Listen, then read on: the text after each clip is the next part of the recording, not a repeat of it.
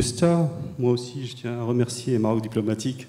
Et s'il n'y a pas de dame avec nous, l'approche genre n'est pas respectée sur le panel, mais il y a une grande dame derrière ce forum. Merci Madame Kaoui, parce que chaque année... C'est bien dit. Hein, merci Saïd. Mais je tenais à dire, parce que qu'est-ce que l'Agence marocaine de sûreté nucléaire fait sur ce panel? Et cette semaine, nous avons lancé l'école africaine à Rabat pour former les acteurs de la sûreté dans la radioprotection. C'est tellement nécessaire pour notre continent. Et c'est un domaine à part, ce n'est pas de l'énergie, mais c'est tout ce qui est utilisation du nucléaire dans la santé et autres. Et aujourd'hui, il y a un rôle qu'on partage avec tous nos frères du continent sur partager ces savoir-faire pour pouvoir déployer la santé nucléaire, c'est-à-dire la médecine nucléaire sur le continent. Il y a un programme de l'AIEA qui s'appelle Rays of Hope, c'est développer la radiothérapie sur le continent pour aider la santé africaine. Et nous formons aujourd'hui des acteurs sur le continent pour pouvoir utiliser ces appareils d'une façon sûre et sécure. Ça, c'était à part. L'énergie, vous l'avez bien dit, on a un potentiel.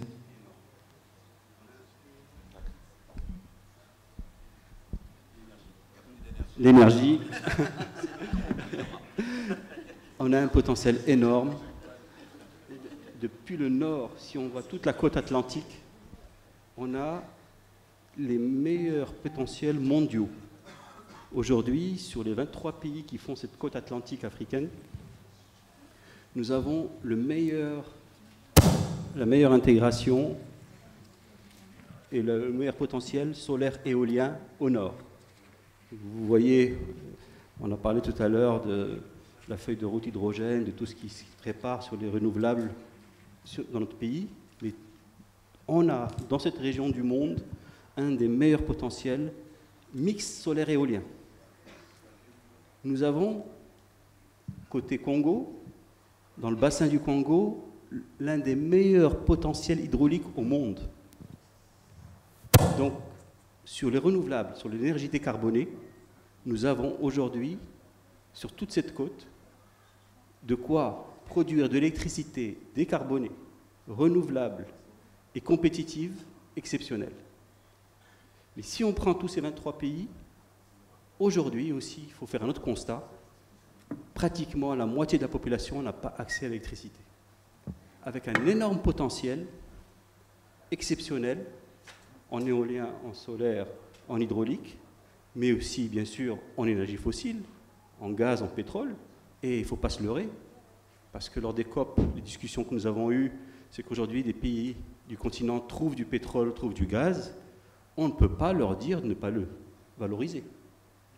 Ce serait scandaleux. L'Afrique, c'est 4% des émissions de gaz à effet de serre. En écoutant M. Omar Hillel ce matin, qui a parlé de l'approche pour les changements climatiques pour notre continent, oui, c'est important, mais nous avons notre développement, et notre développement se fera avec les énergies décarbonées, mais il se fera aussi avec les énergies fossiles pour faire cette transition. Donc, il est nécessaire d'avoir en tête que ce potentiel énergétique, sachant que notre continent souffre de ce manque d'électrification, et je crois que M. Hafidi parlera du nécessaire potentiel pour que les réseaux électriques soient puissants, puissent distribuer l'électricité correctement, et pour développer ces grands projets, il est nécessaire d'avoir des réseaux électriques de qualité. Donc, en ayant tout ça en tête, on voit que ce potentiel est énorme. On voit aussi que les besoins sont énormes, et on voit aussi qu'il faut un modèle. Et là, je voudrais m'attarder un petit peu sur l'approche PPP que nous avons eue au Maroc, partenariat public-privé. Alors, à la COP22, j'ai présidé la commission PPP. Lors d'une COP, on a tenu à avoir une commission PPP. C'est pour montrer que tous ces projets, surtout sur notre continent, peuvent se déployer d'une façon beaucoup plus rapide avec une approche PPP. PPP, partenariat public-privé, nécessite trois choses. Nécessite de la confiance entre les partenaires publics et privés, nécessite de la transparence dans les contrats, et enfin nécessite de la gouvernance pour respecter ces contrats qui sont souvent sur 20, 30 ans.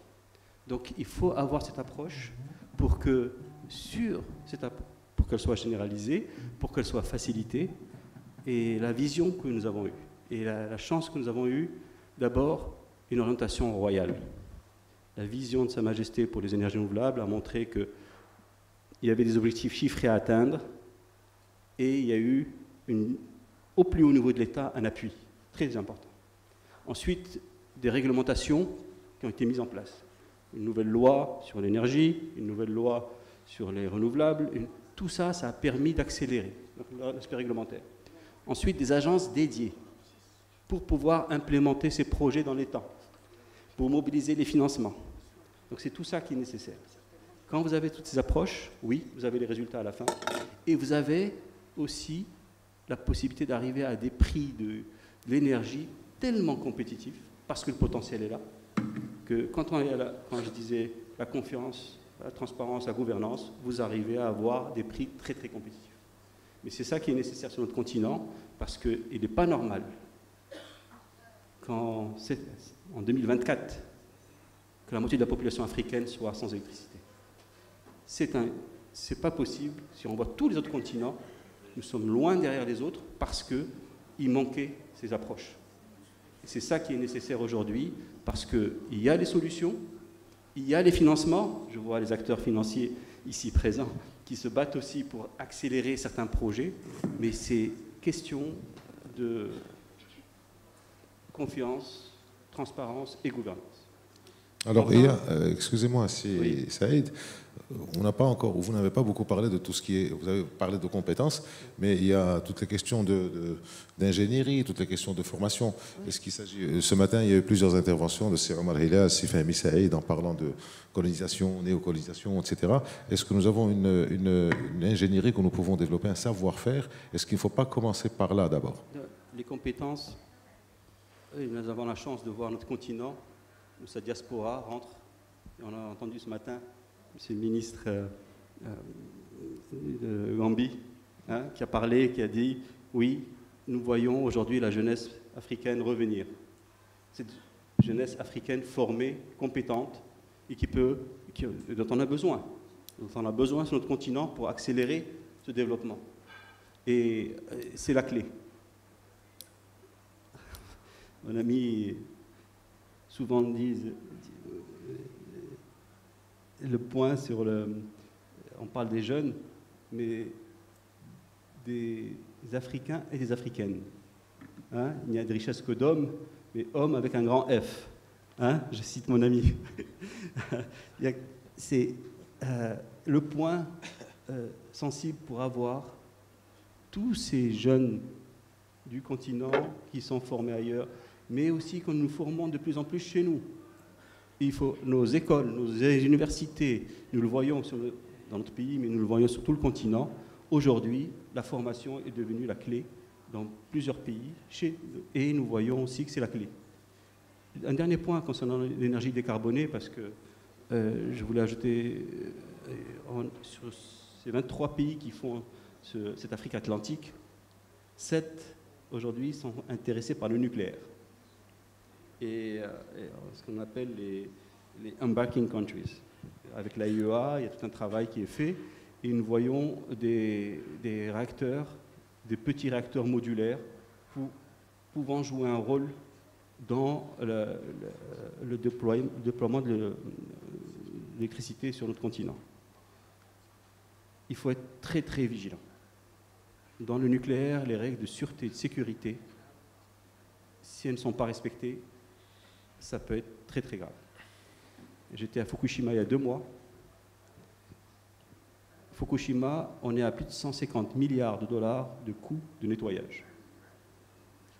On est dans une situation où un pays très fort économiquement peut réagir à cela, mais il faudra être très très vigilant parce que ce qu'on appelle de se préparer au nucléaire nécessite des agences de sûreté indépendantes, transparentes, truthful, c'est-à-dire qu'elles sont reconnues par le public comme fiables.